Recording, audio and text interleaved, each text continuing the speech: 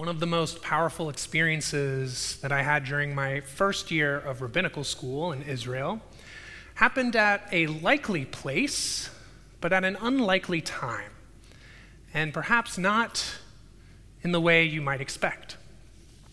After 2.5 months of living in Jerusalem, studying, and beginning to build relationships with my classmates, a group of us came together at the Hebrew Union College campus to make Havdalah and close out our Shabbat before heading into the Old City for a special gathering.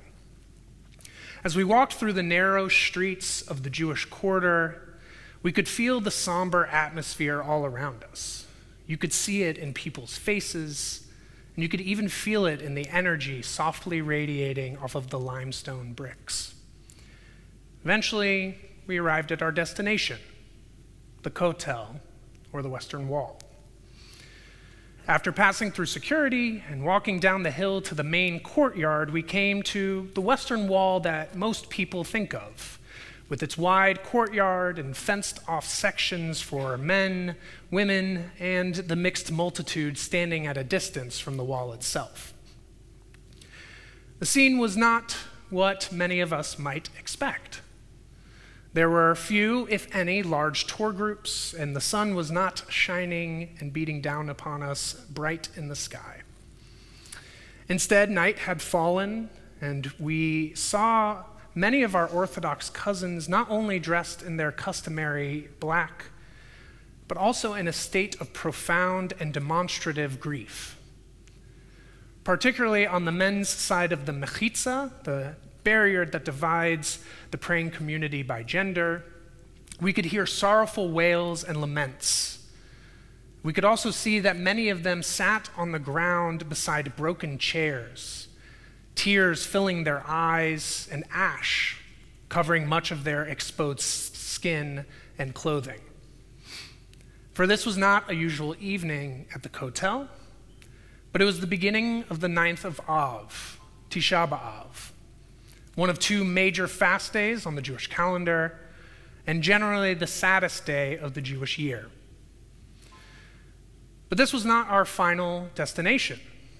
Instead, we continued heading down the hill until we reached a set of stairs leading us deeper into the valley to the archaeological site known as Robinson's Arch.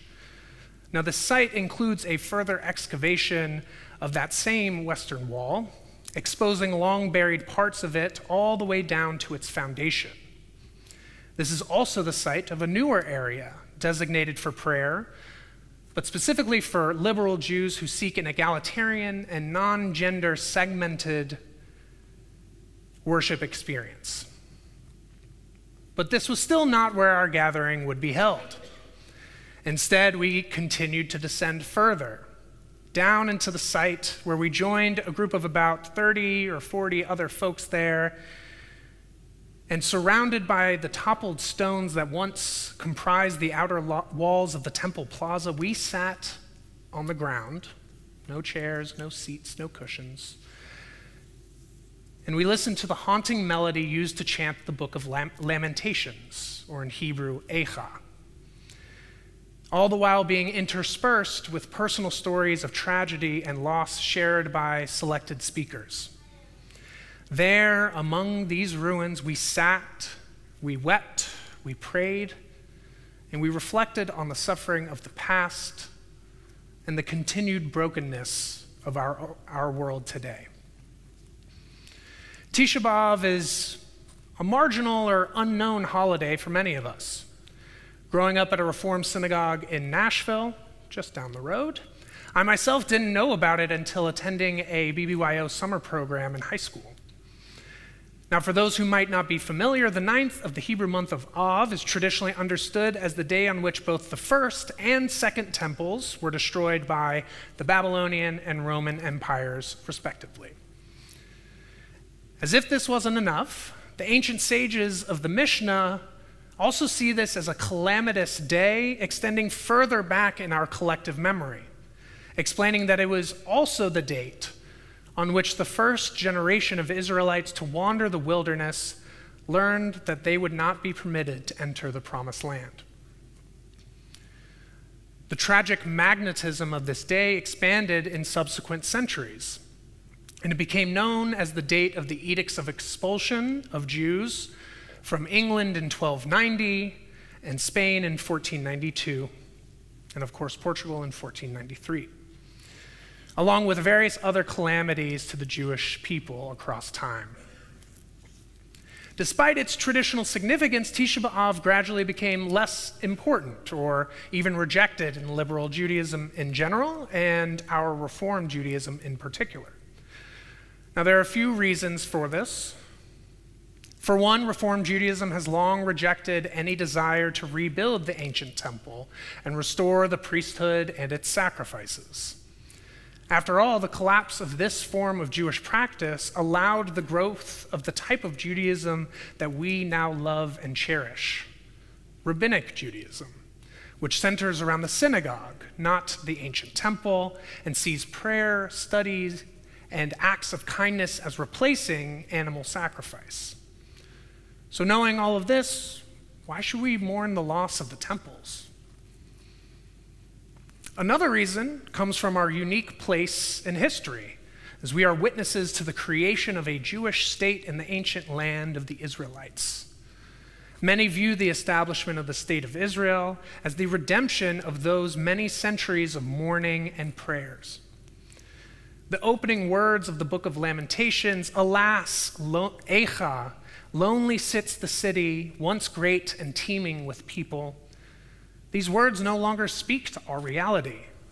For this reason, many might observe a half-day fast or have set aside Tisha B'Av altogether.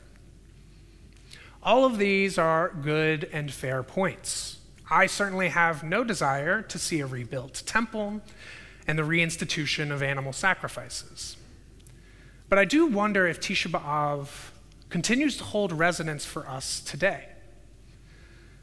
Looking back, we might understand and appreciate the historical processes that led to a more portable and eventually a more egalitarian Judaism, but we can also sit with the pain and the trauma that our ancestors felt in those moments of hardship.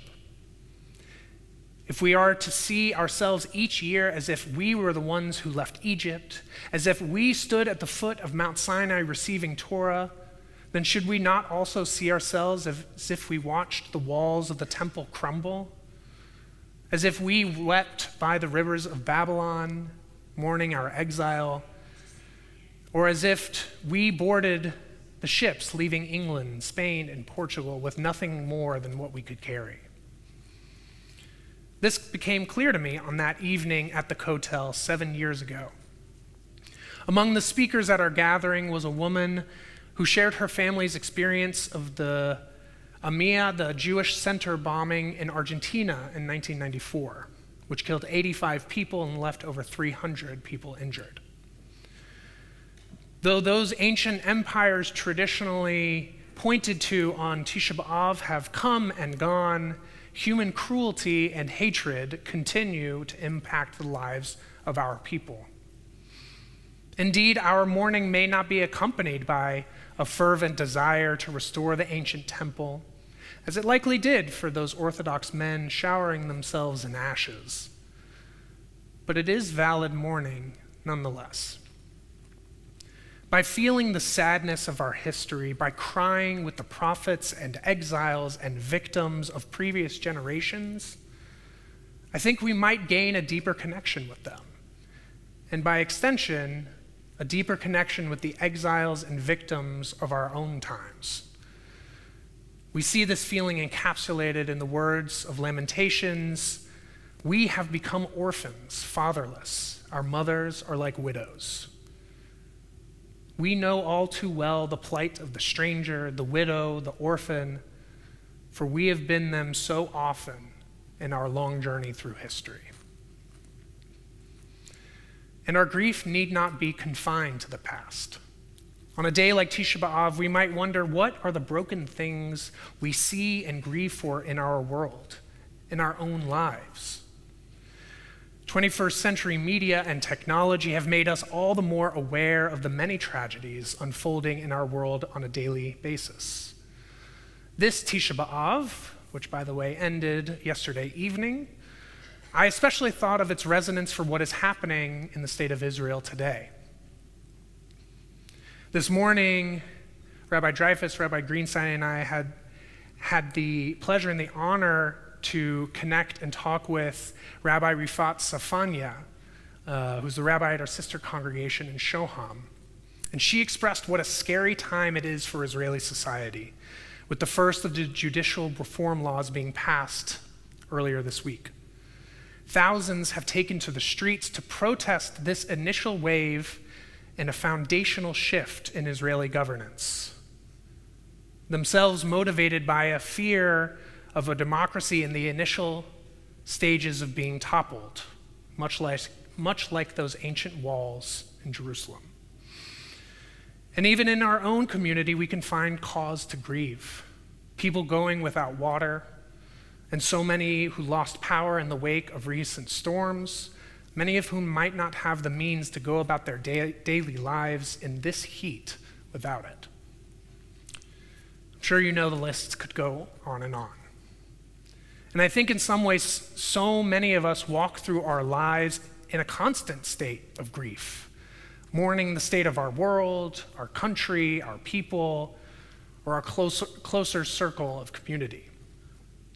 Tisha B'Av could offer the opportunity to fully express that grief, to let it pour out of our hearts, and for us to sit with it rather than shoving it to the side. Because we know that if we don't allow ourselves to do that, our grief and our trauma can consume us.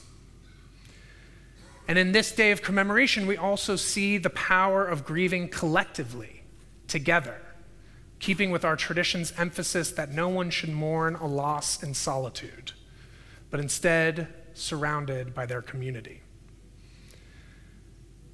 And if we do not allow ourselves to grieve fully, there can be no healing or comfort. This is something our tradition also understands well.